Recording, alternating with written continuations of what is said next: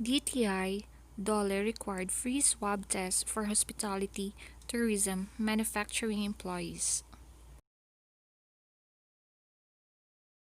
Workers in the hospitality, tourism, and manufacturing sectors, as well as frontliners and economic priority employees, should be given free swab tests for the coronavirus disease 2019, the Labor Department said Sunday.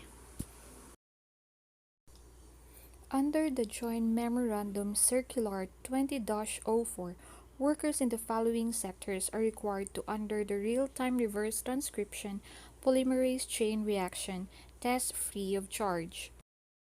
Transport and logistics, food retail, education, financial services, non-food retail services, public market, construction, water supply, sewerage, local manufacturing companies, public sector, waste management, tourist zone, and mass media.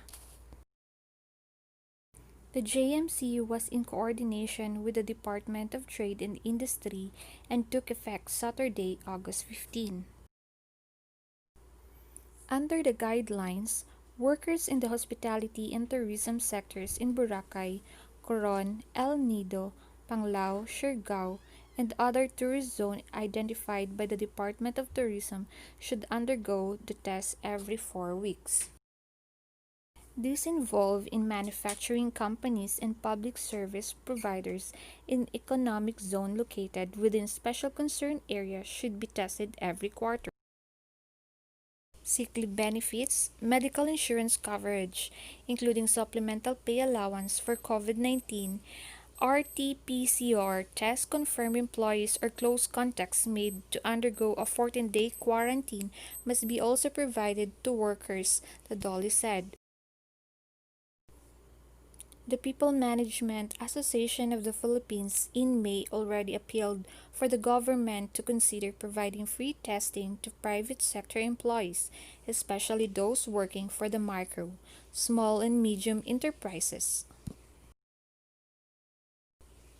However, Presidential spokesperson Harry Roque Jr. said the government will not shoulder the cost of mass testing of employees returning to work.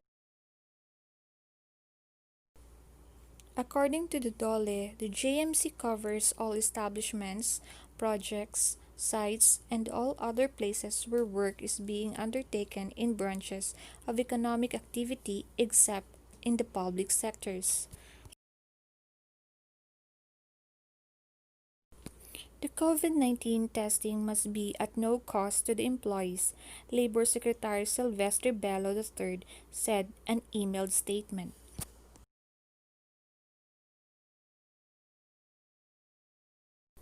This is so far the most comprehensive set of guidelines for the safety and protection of workers and employees in workplaces.